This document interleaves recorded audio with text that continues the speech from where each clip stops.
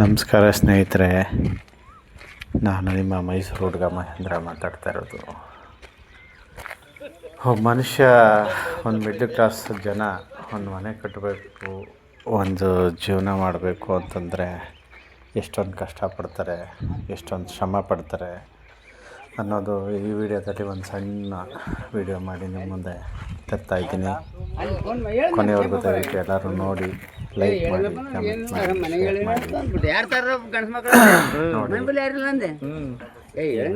ನಿಮಗೆ ತೋರಿಸ್ತಾ ಇರೋದು ಒಂದು ಫೌಂಡೇಶನ್ ನಂತರ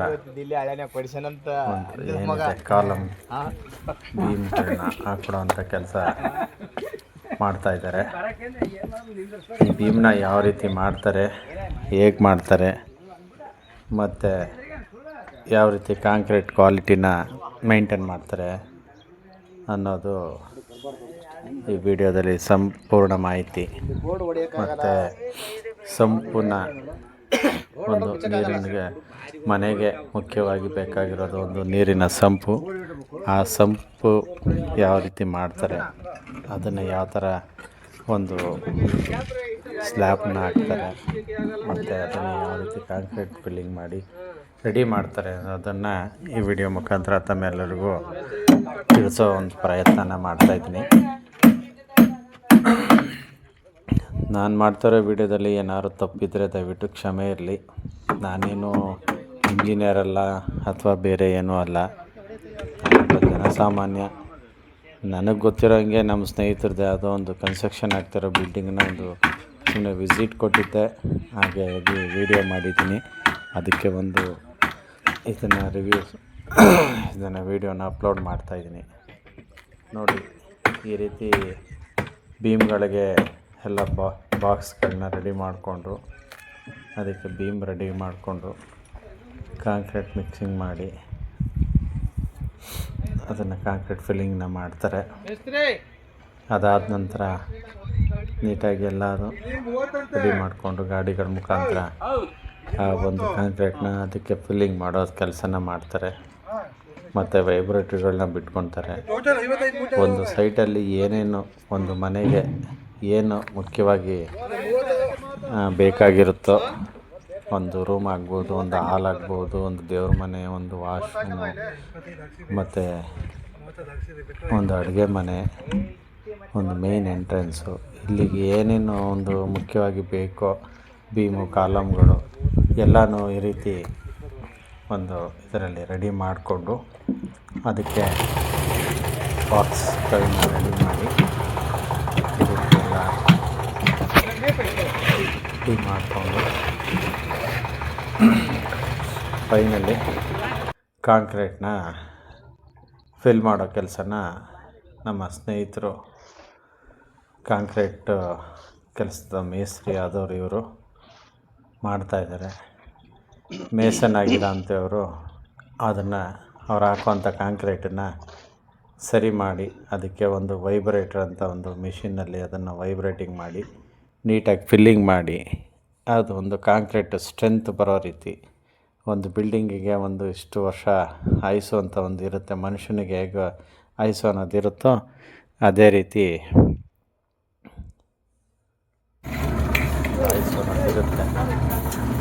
ಸೊ ಆ ರೀತಿ ಅದಕ್ಕೆ ವೈಬ್ರೇಟರ್ನ ಯೂಸ್ ಮಾಡಿಕೊಂಡು ಆ ಸ್ಟ್ರೆಂತನ್ನು ಮಾಡೋದಕ್ಕೋಸ್ಕರ ಫಿಲ್ಲಿಂಗ್ ಮಾಡಿ ನೀಟಾಗಿ ಈ ಥರ ಕಾಂಕ್ರೀಟ್ನ ಒಂದು ಸಮ ಪ್ರಮಾಣದಲ್ಲಿ ಮಿಕ್ಸ್ ಮಾಡಿ ಅದನ್ನು ಮಾಡ್ತಾರೆ. ನೋಡಿ, ನೀವು ನೋಡ್ತಾರಂಥದ್ದು ಸಂಪಿಗೆ ಏನು ಸ್ಲ್ಯಾಬ್ ಮೇಲುಗಡೆ ಕಾಂಕ್ರೀಟ್ ಏನು ಸ್ಲ್ಯಾಬ್ ಏನು ಮಾಡ್ತಾರೆ ಅದನ್ನು ಮಾಡ್ತಾಯಿದ್ದಾರೆ.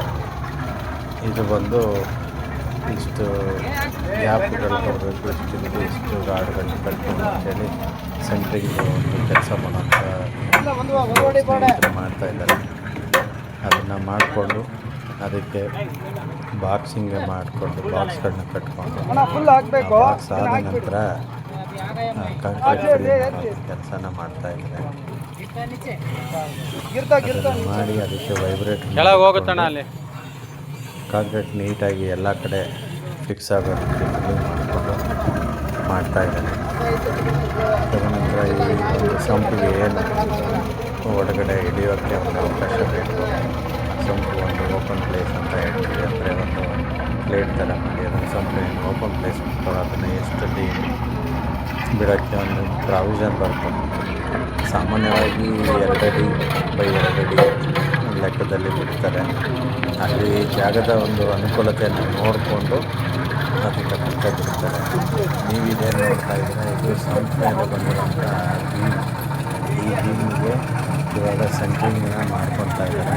ಸೆಂಟ್ರಿಂಗ್ ಮಾಡಿ ಈ ಒಂದು ಏನು ಸಂಪಿದೆ ಅದನ್ನು ಕಾಲಾವಧಿ ಕಟ್ಕೊಂಡು ಈ ರೀತಿ ಫಿನಿಶಿಂಗ್ ಕೊಡ್ತಾರೆ. ಅದ ನಂತರ ಕಾಂಕ್ರೀಟನ್ನು ಹಾಕ್ಕೊಂಡು ಅದನ್ನು ಫಿಲ್ ಮಾಡಿ ಕೆಲಸವನ್ನು ಪೂರ್ಣಗೊಳಿಸ್ತಾರೆ. ಇದೇ ರೀತಿಯಾದ ಒಂದು ಹೆಚ್ಚಿನ ವಿಡಿಯೋಗಳಿಗೆ ಮುಂದೆ ಆಗುವಂಥ ಕೆಲಸಗಳನ್ನು ನೋಡಿಕೊಂಡು ವಿಡಿಯೋ ಮಾಡಿ ತಮ್ಮ ಮುಂದೆ ಹಂಚಿಕೊಳ್ಳುತ್ತೇನೆ. ದಯವಿಟ್ಟು ಎಲ್ಲರೂ ಲೈಕ್ ಮಾಡಿ, ಶೇರ್ ಮಾಡಿ, ಕಾಮೆಂಟ್ ಮಾಡಿ. ಇಷ್ಟ ಆಗುತ್ತೆ ಶೇರ್ ಮಾಡಿ, ನನ್ನ ಐಡಿಯನ್ನು ಫಾಲೋ ಮಾಡಿ. ನಮಸ್ಕಾರ. ತುಂಬ ಸಮಯದ ನಂತರ ಕೆಲಸ ಶುರು ಮಾಡಿರೋದ್ರಿಂದ ಈ ಒಂದು ಕೆಲಸ ಸರಿಸುಮಾರು ರಾತ್ರಿ ಒಂದು 8 ಗಂಟೆವರೆಗೂ ಕೆಲಸನ ಮಾಡ್ತಾರೆ. ಇವರೆಲ್ಲರ ಒಂದು ಶ್ರಮದಿಂದ ಒಬ್ಬ ಯಾರು ಮನೆಯ ಮಾಲೀಕರು, ಒಂದು ಮಧ್ಯಮ ವರ್ಗದವರಾಗಬಹುದು, ಒಂದು ಶ್ರೀಮಂತರಾಗಬಹುದು, ಒಬ್ಬ ಬಡವರಾಗಬಹುದು, ಶ್ರಮದ ಒಂದು ಪ್ರತಿಫಲ ಬರುತ್ತೆ.